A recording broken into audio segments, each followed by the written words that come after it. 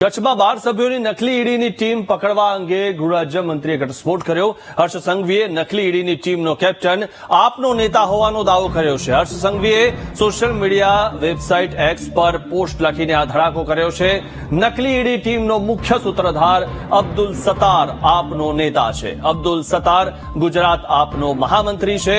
ગૃહ રાજ્યમંત્રીએ એક્સ પર આરોપી સાથે અરવિંદ કેજરીવાલના ફોટો પણ મૂક્યા છે। આરોપી અબ્દુલ સત્તારના અરવિંદ કેજરીવાલ સાથેના ફોટો વાયરલ થયા બાદ ખળભળાટ મચી ગયો છે।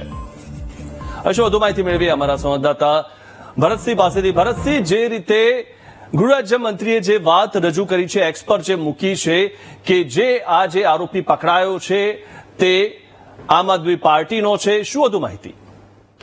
મિથુન, ખાસ કરીને પૂર્વ કચ્છમાં જે રીતે નકલી ઈડીની ટીમ પકડાઈ હતી ત્યારબાદ સમગ્ર મામલે વધુ તપાસ હાથ ધરવામાં આવી હતી, જેમાં 12 જેટલા શખ્સોને પૂર્વ કચ્છ પોલીસે ઝડપી પાડ્યા હતા। તેમાં ખાસ કરીને જે રીતે કે સમગ્ર જે ઘટનાનો મુખ્ય સૂત્રધાર હતો તે અબ્દુલ સત્તાર માજોઠી નામનો શખ્સ હતો કે જે કચ્છમાં કથિત પત્રકાર અથવા તો કથિત નેતા પણ કહી શકાય, કેમ કે અનેક વખત અનેકવિધ પાર્ટીમાં તે સામેલ થયો હતો। છેલ્લે જયારે વાત કરી તે અબ્દુલ સત્તાર માજોઠી નામનો શખ્સ છે તે આમ આદમી પાર્ટી સાથે પણ જોડાયેલો હતો, જેમાં ખાસ કરીને તેના ફોટો પણ ગૃહ રાજ્યમંત્રી હર્ષ સંઘવીએ એક્સ પોસ્ટ પર શેર કર્યા છે। તે ફોટોગ્રાફ્સ પણ વાયરલ થયા હતા, પરંતુ ક્યાંક ને ક્યાંક છેલ્લા 1.5 વર્ષથી સત્તાર માજોઠી આમ આદમી પાર્ટીથી દૂર ખસ્યો અથવા તો આમ આદમી પાર્ટી છોડ્યો તે પ્રકારની વિગતો પણ સામે આવી રહી છે। પરંતુ ખાસ કરીને અબ્દુલ સત્તાર માજોઠી જેવો શખ્સ અરવિંદ કેજરીવાલ સહિતના જે નેતાઓની નજીક હોવા જે તે સમય હોવાની વિગતો પણ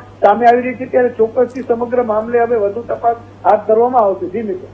જી, આભાર ભરતસિંહ માહિતી આપવા બદલ। તો આ જે બે દ્રશ્યો આપ જોઈ રહ્યા છો એમાં જે આરોપી અબ્દુલ સત્તાર જોવા મળી રહ્યો છે, બંને દ્રશ્યોમાં અબ્દુલ સત્તાર છે, પરંતુ એકમાં આરોપી તરીકે છે અને બીજા દ્રશ્યમાં અબ્દુલ સત્તાર કોની સાથે છે એ કહેવાની જરૂર નથી। તેના જે ફોટો જે છે તેમાં તે અરવિંદ કેજરીવાલ સાથે છે અને મહત્વની વાત એ છે કે આમ આદમી પાર્ટીનો તે છે તે વાતનો ઉલ્લેખ ગૃહ રાજ્યમંત્રીએ કર્યો છે। આરોપી અબ્દુલ સત્તારના અરવિંદ કેજરીવાલ સાથેના ફોટો વાયરલ થયા બાદ ખળભળાટ મચી ગયો છે।